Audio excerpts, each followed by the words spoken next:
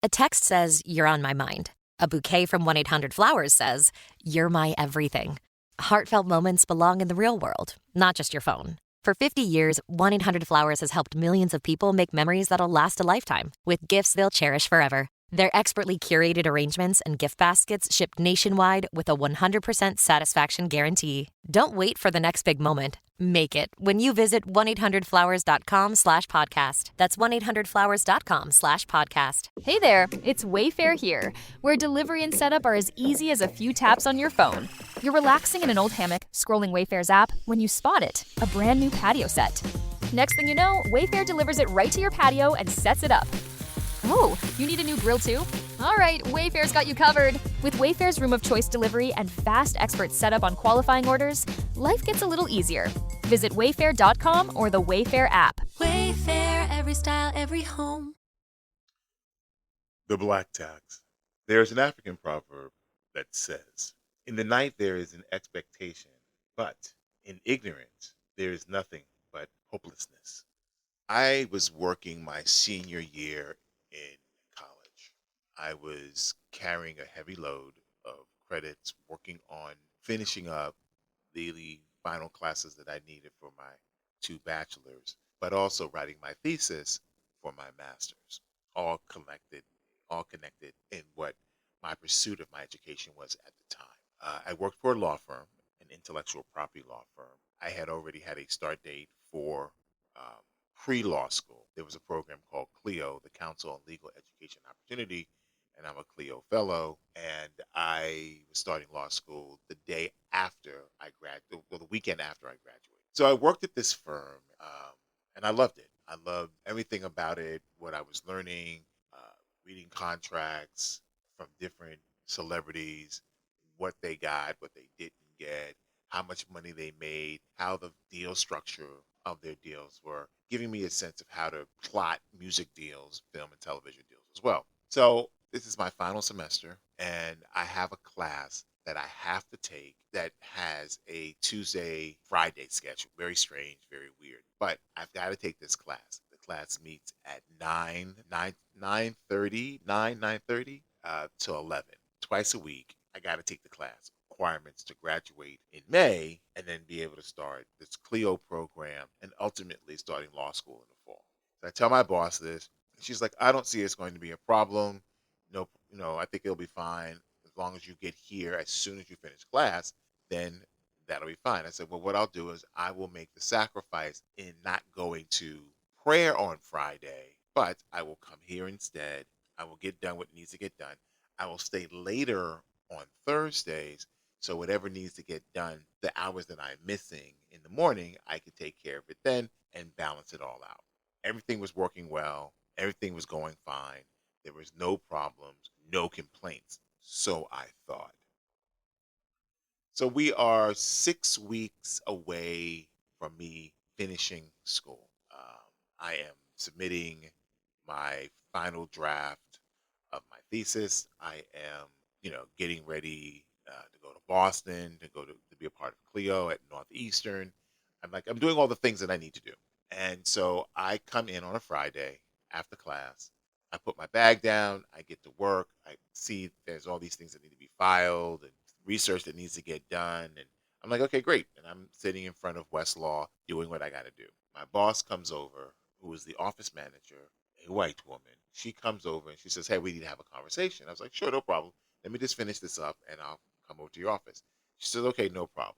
Because she knows if I'm in the middle of something, I want to keep my train of thought without stopping it. And there's only like maybe 3 or 4 minutes later. So I walk into her office. She says, close the door and have a seat." I close the door and I have a seat. And I was like, is everything okay? She says, "Everything is fine. But one of the partners needed you to file papers this morning, and you weren't here to do it." And he was completely irate. When I tell you, he yelled and screamed about your irresponsibility and you taking time off and not taking this job seriously. Oh, white man. I had to make a decision if I wanted to go to school or I wanted this job. I know each of you who are listening to this is having that same moment of like, "Oh, no, he didn't. Oh, but he did." So she says, "I understand that you need to take this class. But they were, when I was working on my degree, something similar like when I was working on my degree, something similar like this happened, and I had to stop going to school. But it took a little longer for me to get, my degree, but I eventually got it. And she said, you need to make a decision if you want this job, because I know how much you love it, or you want your education. Your education is going nowhere, it's going to be there. So if you got to take some time off to keep your job, then I think it's in your best interest to do that. I asked her if I could have till the end of the day to decide that. I didn't want to make a rash decision. And she's like, yeah, sure, no problem. Now, mind you, I have already made my mind up in that moment. There was no reason for me to even think that I was not going to quit this job because I am literally 6 weeks from graduating, and you want me to stop what I'm doing for a job that I'm leaving in 5 weeks anyway. No problem.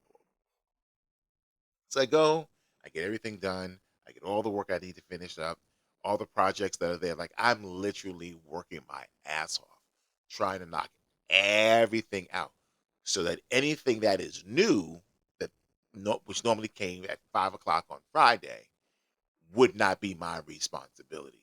But everything else that I had to get done was going to get done. I got everything done.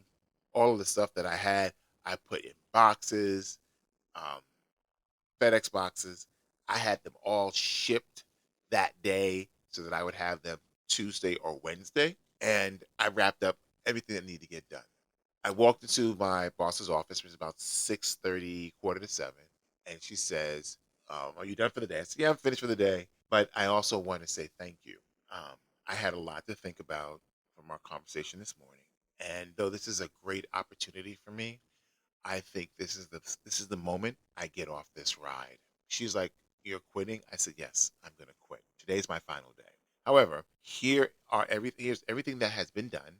The stuff that the lawyers put on my desk to get done for next week. I didn't touch. I'm not going to start it because I'm not going to be here on Monday. I want to say thank you for this opportunity. I want to say thank you for what you've done. But I think our opinion of what is important and what is not is very different. She's like, well, this job could take you places.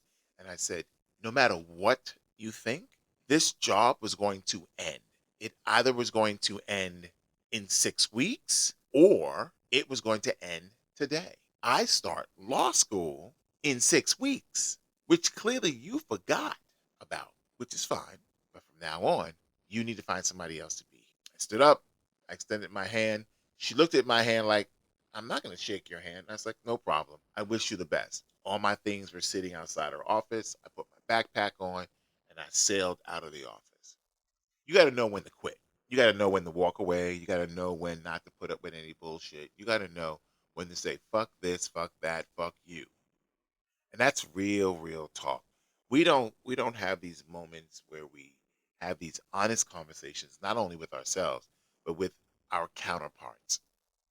And because we are so afraid that we'll lose whatever little piece we've gotten, that we put up with it.